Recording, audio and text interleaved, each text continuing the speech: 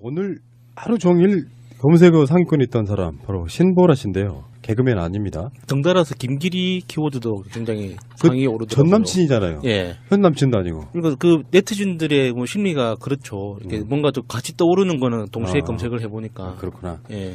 자유한국당 비례대표 7번으로 된 20대 파릇파릇한 국회의원이죠. 이 사람이 처음에 비례대표가 됐을 때도 논란이 많았어요. 그들 내부적으로. 예. 제가 뭔데? 그러니까 뭐 스펙이나 어떤 상황들로 보면 사실 시의원급도 안 되는. 맞아요. 근데 국회의원 비례대표 7번 당선 안정권에 배치됐단 말이에요. 누구 빽이었냐 이런 논란도 많았었고. 근데 이제 비례대표는 의미를 담기 나름이에요. 뭐 여성 과학자 우대하겠다 그러면 비례대표 1번 주고 무슨 청년 우대하겠다 그러면 몇 번 주고 이런 방식으로 이제 비례대표를 주는데 그 신보라가 길거리 나와가지고 전 기억나거든요. 신보라 기억나는 것 중에 대표적으로 박근혜 정권 때 단식도 하고 그랬어요. 여의도 국회의사당 앞에서. 하루씩 돌아가면서 우리 쪽 사람들처럼 막 십며칠 이십며칠씩 하는 게 아니라 공무원 연금 관련한 뭐 이런 박근혜가 국회에다가 연금 개혁 가자 막 이렇게 내가 억지로 내려보내가지고 그거 막 반대하고 이러는 과정에 단식이라고 하는 게 그 사람들은 뭐 하루 어떤 경우는 막 12시간 단식 예. 그런 데 막 앞장서가지고 박근혜 정권 편들던 바로 그런 보수단체들 중에 너무나 이름들이 많고 그래갖고 기억도 안 나는데요. 국정원의 지원을 받다 보니까 그 받은 관변 단체라고 보는 게 맞겠죠. 그 보수 단체들 압수수색하는 과정에서 신보라 속해 있던 단체까지 지금 압수수색을 당한 겁니다. 단체 이름이 뭐냐면은 두 개가 있는데 네, 신보라의 단체는 두 가지가 있었는데요. 청년이 여는 미래 그리고 청년이 만드는 세상 이 두 가지입니다. 근데 지금 화이트리스트 논란이 일면서 가짜 관제 청년단체의 민낯이 부끄럽다. 우리 최민희 의원께서 트위터로 이런 말씀을 하셨죠. 세태를 보여주는 느낌이 있는 게 돈 되면 뭐든지 할 수 있다는 이름도 청년이 여는 미래와 청년이 만드는 세상 뭐가 다르겠어요. 그냥 같은 사람의 기획인 것 같은데 우리나라의 수구 보수 정당이라고 하는 새누리당 자유한국당 부류가 젊은 사람들이 좋아하지 않는 곳이잖아요. 예. 그들한테는 희소 아이템인 거예요. 청년들이. 근데 그중에 옛날에 윤주진 이런 사람들 기억나요? 네. 청년인데 생각이 좀 이상해. 청년스럽지가 않아. 그래서 보수의 그 노인네들 정당을 막 대변하고 막 그래. 그런 사람들이다 보니까 희귀 아이템이다 보니까 그런 거 있잖아. 젊은 사람 같으면 저런 마인드를 갖고 있도 저런 정치하는 정당을 지지할 리가 없는데 가서 거의 친위 조직처럼 길거리에서 우리들이 싸웠듯 같이 싸워주는 거예요. 물론 숫자로만 따지면 10분의 1도 안 되겠지만 예. 그렇게 해서 눈에 들고 하다가 결국에는 국회의원까지 하게 되니까 그들 내부적으로도 참 국회의원 되기 쉽다. 전희경이나 신보라 같은 부류의 젊은, 물론 전희경은 신보라보다는 훨씬 더 나이 좀 먹은 편이지만 그렇게 영입돼가지고 일종의 그들 나름대로 혁신 어떤 상징하는 그런 것 중에 하나였습니다. 근데 알고 봤더니 이 사람 신보라가 결국에는 국정원의 지원을 받았던 단체에서 활동을 했다. 사실상 대표 역할을 했다. 네.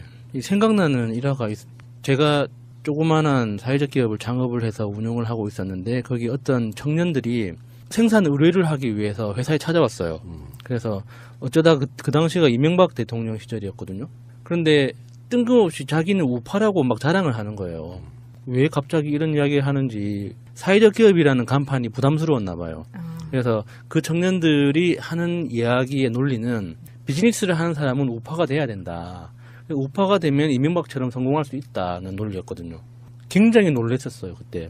그때 20대 중반 정도 되는 청년들이었는데 우파나 어떤 정치에 대해서 어느 정도 공부를 했는지 어느 정도 신념이 있는지는 제가 알 길은 없지만 기본적인 논리 구조 자체가 돈을 벌기 위해서 우파를 해야 된다는 거였거든요. 좀 암울하다는 느낌을 받았었어요. 그때 그 공천 관련해 가지고 이 사람이 어떻게 비례대표 질문 받느냐 예. 논란의 핵심이 뭐예요, 마차님? 그때도 백공천 논란이 있긴 있었는데 이 신보라가 그 최공재 새누리당 공천관리위원이 총선에 출마한 최홍재 전 청와대 행정관의 친형인데요. 이 신보라가 이때 최 후보자의 선거사무장으로 일했던 노 모 씨의 아내였습니다. 그러니까 최홍재의 선거사무장을 일한 사람이 사실은 신보라의 남편인 거죠. 네. 근데 그 최홍재의 형이 공천관리위원이었다. 이렇게 되는 거거든. 그 사람들은 참 이런 끈끈한 인맥 좋아요. 왜 인턴으로만 일해도 강원랜드 같은 데 취직시켜주잖아. 예. 근데 공천관리위원회 동생의 선거사무장의 부인.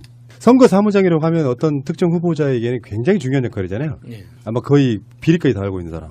선거사무장 정도면 법적으로 문제가 있을 때 책임을 져야 하는 위치인 거죠. 선거사무장은 가족과 동일한 걸로 예. 인정받잖아요. 예. 그 선거사무장이 유죄로 인정받으면 사실 선거직이 날아가는 경우도 있고 예. 그래요. 선거사무장이 부인이었다. 아, 참. 그래서 이게 당선됐는데 저는 신보라의 지역적인 걸 봅니다. 신보라가 광주 출신이에요. 고등학교 후배입니다. 네, 그렇죠. 밝히고 싶진 아마도. 않습니다. 근데 사실 광주 쪽에서 학교를 나온 친구인데 저는 이렇게 봐요. 주위에 보다 보면 가끔씩 그런 부류의 유형들이 있어요.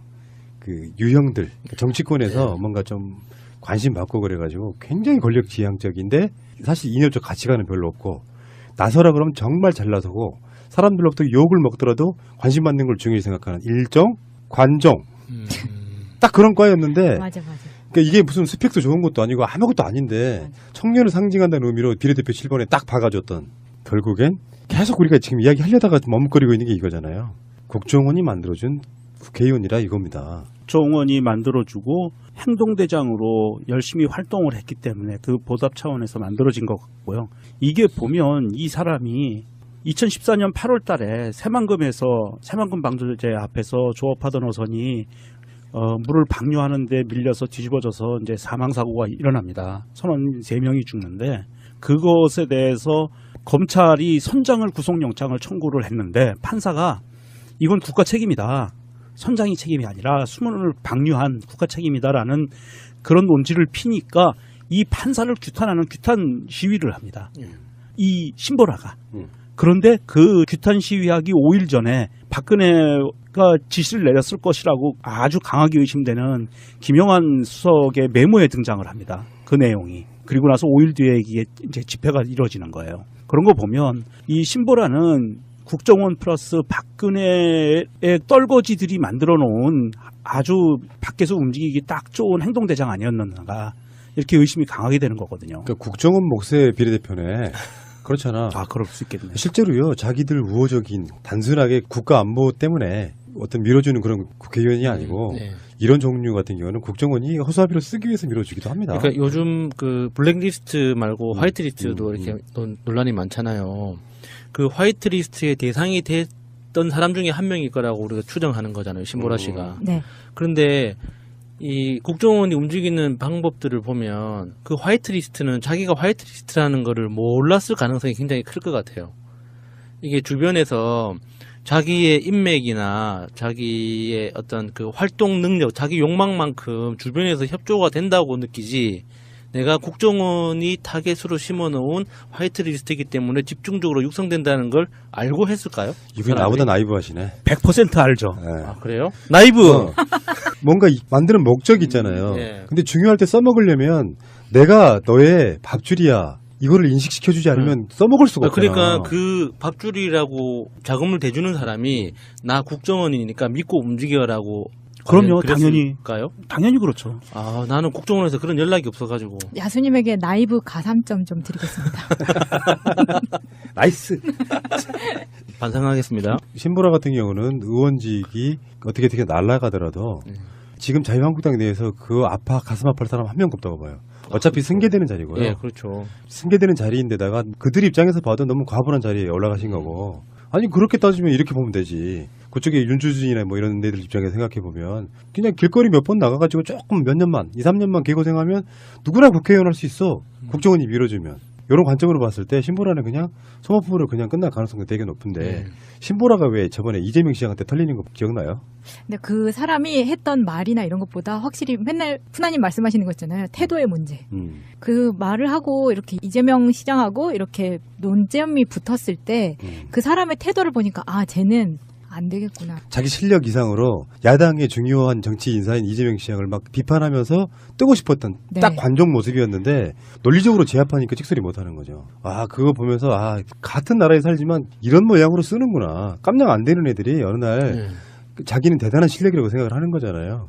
그래서 센 발언하고 막 인터뷰 있을 때마다 인터뷰에 응하고 심지어 그렇게 되다가 나중에는 꼭 무슨 백분 토론 같은데 한 번 좀 나가주고 하면서 그쪽으로 크다가 대표적으로 큰 인물이 신보라, 전희경도 마찬가지예요. 이런 아이들이 비례대표로 국정원 몫으로 들어갔다고 하더라도 들어가는 것까지는 정말 나이브하게 봐서 그럴 수 있다고 봐. 꽂아넣는 거. 원래 비례대표는 꽂아넣을 수 있으니까요. 그런데 얘가 여가위하고 환노위 위원도 했어요. 이런 애들이 아, 그건 당연하죠. 상임위는 무조건 해야 되니까. 최소한의 양심이 있으면 그래도 정당에서 이런 데 넣으면 안 되잖아요. 어떻게 여성가족 환경노동 쪽으로도 넣냐고. 자, 그러면 말씀을 듣고 내가 내린 결론은 선거 사무장의 아내였기 때문에 된 게 아니고, 그것은 이제 1차적인 고리이고, 예. 만약에 국정원이라고 하는 조직이 의도적으로 밀어넣는 케이스였다고 하면 더 복잡하게 얽혀 있겠죠. 근데 그 백이 선거관리위원 중에 한 명이 자기들 몫으로 이렇게 해가지고 있잖아요. 나눠먹기 한다고. 예. 칸막이 공천 뭐 비슷하게 해가지고 1번부터 이건 당대표 뭐 여기 뭐 해가지고 나눠먹는단 말이에요. 그러면은 거기서 이게 말이야 면접 서류가 있잖아요. 어느 정당이나 공천할 때 비례대표 공천 신청을 해요. 그중에서 그 공천관리위원들이 이걸 본다고. 근데 신보라 공천관리 서류에는 체크 표시가 하나 있었던 거예요. 별표 하나 딱. K 또는 뭐 이렇게 별표 하나 딱 국정원 인사, 예. BH 다 있을 거 아니에요. 있었을 겁니다. 실제로 그랬겠지. 국정원의 자금은요 공식적으로 집행하는 자금이 아니잖아. 그러면 뒷돈이 들어왔다는 거잖아요. 이런 그 국정원이 지원해준 자금이라는 게. 예. 그러면 그 사람은 우리가 그렇게 많이 써먹는 일종의 블랙 요원인 거예요. 뭐가 달라? 그렇죠. 예. 이쪽에 블랙 요원 역할을 공식적으로 해놓고 있었던 거야. 얘를 국회까지 집어넣으려고 이력서에 체크 표시돼 있었던 거예요. 우리가 영화에서 봤던 블랙 요원의 이미지랑 너무 달라서 사실 딱 매치가 잘 안 되네요. 보통 블랙 요원이라고 하면은 굉장히 스마트하고 이 똑똑하고 날카로우면서도 뛰어난 능력을 가진 그런 남자, 여자 이런 걸로 영화에 그려지잖아요. 그만해. 예. 그런 사람들은 보통 화이트 요원이에요. 정보국에서 그렇게 된 사람들이 화이트 요원들이고요. 왜 이 나라는 블랙과 화이트를 이렇게 좋아하죠? 확실히 그 최민희 의원이 그런 말을 할 만해요. 보수의 민낯이라고나 할까. 예.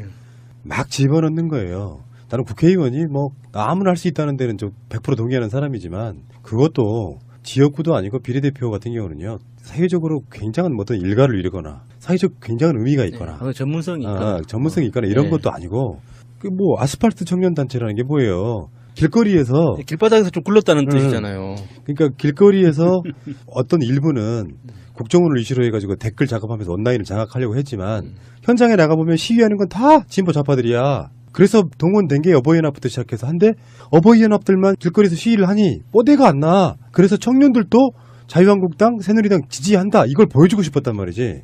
거기에 동원돼가지고 얼굴마다 비슷하게 역할하던 친구가 어느 날 별표, 체크 네. 표시돼서 국회에 입성한 사건 아니에요. 예. 당장 사퇴해야 됩니다. 이거는. 보통 그 예전에 우리 80년대에 보면 뿌락치라는 애들이 있었잖아요. 뿌락치라고 학생운동권에 숨어 들어와가지고 예.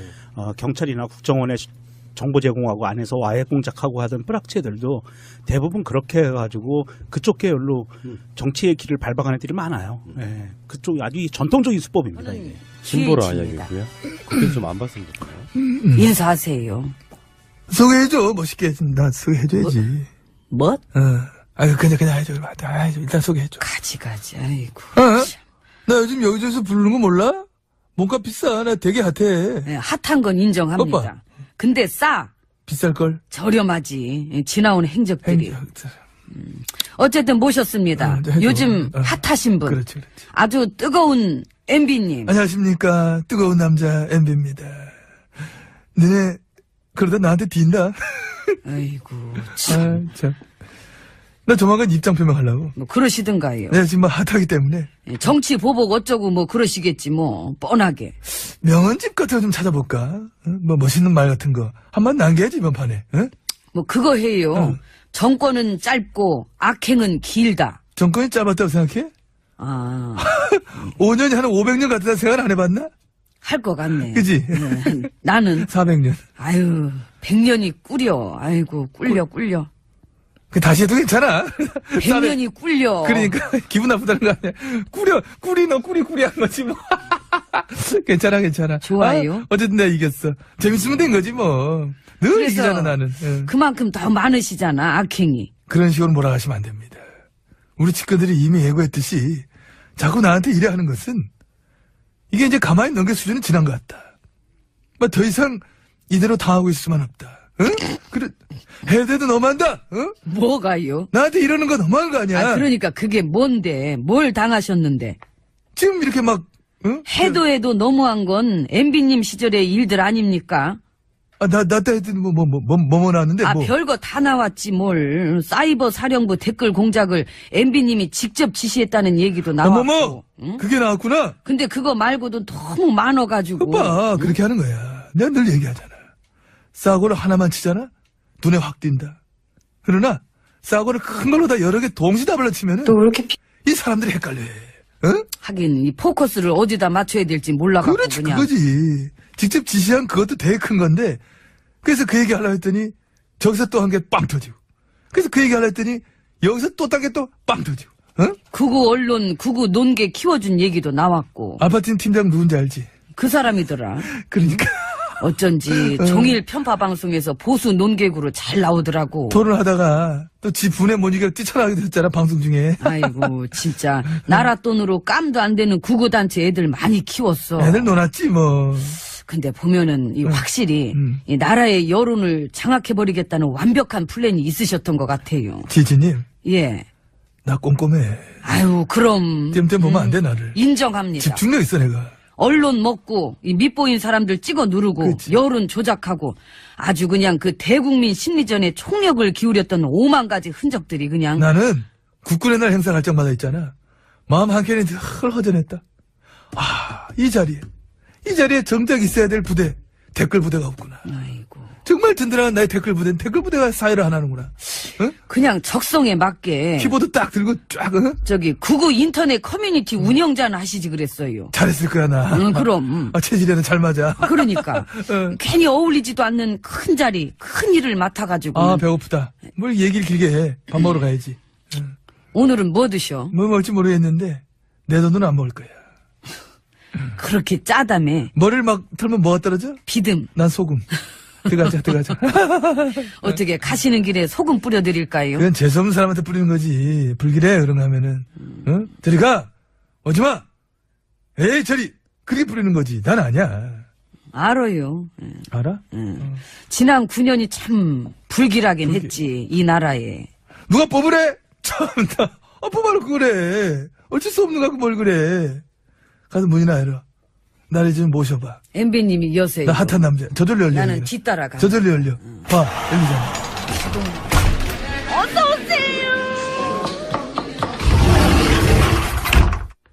그 소리 안 들어. 다시 한번 해줘. 이 문이 무슨 문? 자동문인가? 자댕문. 자댕문. 자댕문인 줄 알았네. 자, 안으로 들어왔습니다. 나는 그래도 이 최근에 MB님이 좀 걱정거리도 많으셔가지고, 이 뭔가 지난 날들에 대한 반성과 후회도 그나마 좀 그래도 조금쯤은 하지 않을까. 내가? 엊그저께도 기무사 가서 테니스 쳤어요. 나 거기 원래 2주마다 한 번씩 가가지고 응? 역시. 쳐줘야 돼. 아이고. 그래야 풀려, 내 몸이. 거길 누구 맘대로 그렇게 들어갑니까? 내 맘. 안 되죠. 지금 그냥 민간인이세요. 아이, 나 MB인데? 근데 MB는 다 할 수 있어. 없어. 있어? 없어. 뭐가 문제인데? 왜 들리래, 갑자기? 왜 이래? 왜? 응? 다들 댓글로 한번 맞고 싶어? 응? 세훈이한테 까만 도장 한번 찍힐래? 너네 자꾸 이런 식으로 하면 내가 경제 안 살려준다? 어? 심리적으로 되게 불안하시구나. 불안해. 그냥 헛소리를 하시네. 우리가 이런 어떤 정치 보복의 사슬을 끊어야 돼. 지금이 딱 좋을 때. 지금 끊으면 딱 돼. 끊는 게 표가 나잖아.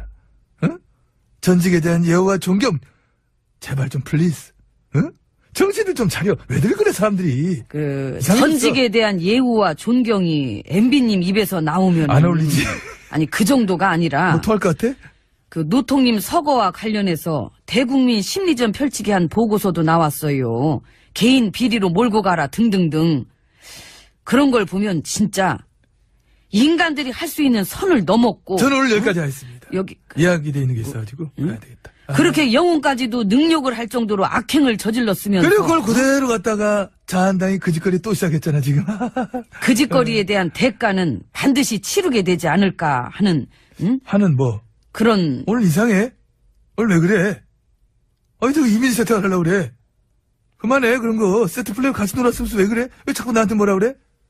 아니 다른 게 아니라 난 요즘 MB 시절 행적들 보면은 새삼 입이 쩍쩍 벌어져가지고. 쩍! 응? 그 버릇은 입 담으시고, 쩍! 합주. 반가워집니다. 출마한 최홍재 전 청와대 행정관의 친형인데요. 이 신보라가 이때 최 후보자의 선거사무장으로 일했던 노 모 씨의 아내였습니다. 그러니까 최홍재의 선거사무장을 일한 사람이 사실은 신보라의 남편인 거죠. 네. 근데 그 최홍재의 형이 공천관리위원이었다. 이렇게 되는 거거든요. 그 사람들은 참 이런 끈끈한 인맥 좋아요. 왜 인턴으로만 일해도 강원랜드 같은 데 취직시켜주잖아. 네. 근데 공천관리위원회 동생의 선거사무실의 선거사무장의 부인. 선거사무장이라고 하면 어떤 특정 후보자에게는 굉장히 중요한 역할이잖아요. 네. 아마 거의 비리까지 다 알고 있는 사람. 선거사무장 정도면 법적으로 문제가 있을 때 책임을 져야 하는 위치인 거죠. 선거사무장은 가족과 동일한 걸로 예. 인정받잖아요. 예. 그 선거사무장이 유죄로 인정받으면 사실 선거직이 날아가는 경우도 있거든요. 예. 선거사무장이 부인이었다. 아, 참. 그래서 이게 당선됐는데 저는 신보라의 지역적인 걸 봅니다. 신보라가 광주 출신이에요. 고등학교 후배입니다. 네, 그렇죠. 밝히고 싶진 아마도. 않습니다. 근데 사실 광주 쪽에서 학교를 나온 친구인데 저는 이렇게 봐요. 주위에 보다 보면 가끔씩 그런 부류의 유형들이 있어요. 그 유형들 정치권에서 뭔가 좀 관심 받고 그래가지고 굉장히 권력 지향적인데 사실 인연적 가치관은 별로 없고 나서라 그러면 정말 잘 나서고 사람들로부터 욕을 먹더라도 관심 받는 걸 중요히 생각하는 일정 관종. 오늘 하루 종일 검색어 상위권에 있던 사람 바로 신보라 씨인데요. 개그맨 아닙니다. 덩달아서 김기리 키워드도 굉장히 그 상위에 오르더라고요. 전 남친이잖아요. 예. 현 남친도 아니고. 그러니까 그 네티즌들의 뭐 심리가 그렇죠. 이렇게 뭔가 좀 같이 떠오르는 거는 동시에 아. 검색을 해보니까. 그렇구나. 예. 자유한국당 비례대표 7번으로 된 20대의 파릇파릇한 국회의원이죠. 이 사람이 처음에 비례대표가 됐을 때도 논란이 많았어요. 그들 내부적으로. 예. 제가 뭔데? 그러니까 뭐 스펙이나 어떤 상황들로 보면 사실 시의원급도 안 되는. 맞아요. 근데 국회의원 비례대표 7번 당선 안정권에 배치됐단 말이에요. 누구 빼기였냐 이런 논란도 많았었고. 근데 이제 비례대표는 의미를 담기 나름이에요. 뭐 여성 과학자 우대하겠다 그러면 비례대표 1번 주고 무슨 청년 우대하겠다 그러면 몇 번 주고 이런 방식으로 이제 비례대표를 주는데 그 신보라가 길거리 나와가지고 전 기억나거든요. 신보라 기억나는 것 중에 대표적으로 박근혜 정권 때 단식도 하고 그랬어요. 여의도 국회의사당 앞에서. 하루씩 돌아가면서 우리 쪽 사람들처럼 막 10며칠 20며칠씩 하는 게 아니라 공무원 연금 관련한 뭐 이런 박근혜가 국회에다가 연금 개혁 가자 막 이렇게 내가 억지로 내려보내가지고 그거 막 반대하고 이러는 과정에 단식이라고 하는 게 그 사람들은 뭐 하루 어떤 경우는 막 12시간 단식 예. 그런 데 막 앞장서가지고 박근혜 정권 편들던 바로 그런 보수단체들 중에 너무나 이름들이 많고 그래갖고 기억도 안 나는데요. 국정원의 지원을 받다 보니까 그 받은 관변 단체라고 보는 게 맞겠죠. 그 보수단체들 압수수색하는 과정에서 신보라 속해 있던 단체까지 지금 압수수색을 당한 겁니다. 단체 이름이 뭐냐면은 두 개가 있는데 네, 신보라의 단체는 두 가지가 있었는데요. 청년이 여는 미래 그리고 청년이 만드는 세상 이 두 가지입니다. 근데 지금 화이트리스트 논란이 일면서 가짜 관제 청년단체의 민낯이 부끄럽다. 우리 최민희 의원께서 트위터로 이런 말씀을 하셨죠. 세태를 보여주는 느낌이 있는 게 돈 되면 뭐든지 할 수 있다는 이름도 청년이 여는 미래와 청년이 만드는 세상 뭐가 다르겠어요. 그냥 같은 사람의 기획인 것 같은데 우리나라의 수구 보수 정당이라고 하는 새누리당 자유한국당 부류가 젊은 사람들이 좋아하지 않는 곳이잖아요. 예. 그들한테는 희소 아이템인 거예요. 청년들이. 근데 그중에 옛날에 윤주진 이런 사람들 기억나요? 네. 청년인데 생각이 좀 이상해. 청년스럽지가 않아. 그래서 보수의 그 노인네들 정당을 막 대변하고 막 그래요. 그런 사람들이다 보니까 희귀 아이템이다 보니까 그런 거 있잖아. 젊은 사람 같으면 저런 마인드를 갖고 있도 저런 정치하는 정당을 지지할 리가 없는데 가서 거의 친위 조직처럼 길거리에서 우리들이 싸웠듯 같이 싸워주는 거예요. 물론 숫자로만 따지면 10분의 1도 안 되겠지만 예. 그렇게 해서 눈에 들고 하다가 결국에는 국회의원까지 하게 되니까 그들 내부적으로도 참 국회의원 되기 쉽다. 전희경이나 딱 그런 과였는데 맞아. 그러니까 이게 무슨 스펙도 좋은 것도 아니고 아무것도 아닌데 청년을 상징한다는 의미로 비례대표 7번에 딱 박아줬던 결국엔 계속 우리가 지금 이야기하려다가 머뭇거리고 있는 게 이거잖아요. 국정원이 만들어준 국회의원이라 이겁니다. 국정원이 만들어주고 행동대장으로 열심히 활동을 했기 때문에 그 보답 차원에서 만들어진 것 같고요. 이게 보면 이 사람이 2014년 8월 달에 새만금에서 새만금 방조제 앞에서 조업하던 어선이 물을 방류하는데 밀려서 뒤집어져서 이제 사망사고가 일어납니다. 선원 3명이 죽는데 그것에 대해서 검찰이 선장을 구속영장을 청구를 했는데 판사가 이건 국가 책임이다. 선장이 책임이 아니라 수문을 방류한 국가 책임이다라는 그런 논지를 피니까 이 판사를 규탄하는 규탄 시위를 합니다. 이 신보라가. 그런데 그 규탄 시위하기 5일 전에 박근혜가 지시를 내렸을 것이라고 아주 강하게 의심되는 김영환 수석의 메모에 등장을 합니다. 그 내용이. 그리고 나서 5일 뒤에 이게 이제 집회가 이루어지는 거예요. 그런 거 보면 이 신보라는 국정원 플러스 박근혜의 떨거지들이 만들어 놓은 아주 밖에서 움직이기 딱 좋은 행동대장 아니었는가 이렇게 의심이 강하게 되는 거거든요. 그러니까 국정원 목세 비례대표네. 그렇잖아. 아, 그럴 수 있겠네. 실제로요, 자기들 신보라 같은 부류의 젊은, 물론 전희경은 신보라보다는 훨씬 더 나이 좀 먹은 편이지만, 그렇게 영입돼가지고 일종의 그들 나름대로의 혁신 어떤 상징하는 그런 것 중에 하나였습니다. 근데 알고 봤더니 이 사람, 신보라가 결국에는 국정원의 지원을 받았던 단체에서 활동을 했다. 사실상 대표 역할을 했다. 네. 이 생각나는 일화가 제가 조그마한 사회적 기업을 창업을 해서 운영을 하고 있었는데 거기 어떤 청년들이 생산 의뢰를 하기 위해서 회사에 찾아왔어요. 그래서 어쩌다 그 당시가 이명박 대통령 시절이었거든요.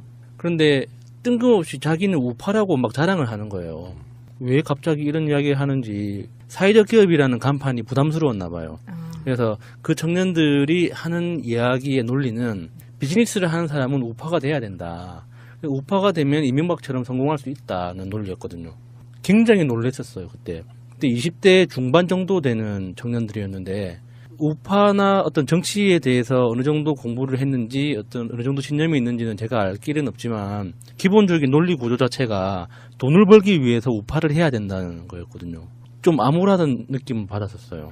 그때 그 공천 관련해 가지고 이 사람이 어떻게 비례대표 질문 받느냐 네. 논란의 핵심이 뭐예요, 마차님? 그때도 백공천 논란이 있긴 있었는데 이 신보라가 그 최공재 새누리당 공천관리위원이 총선에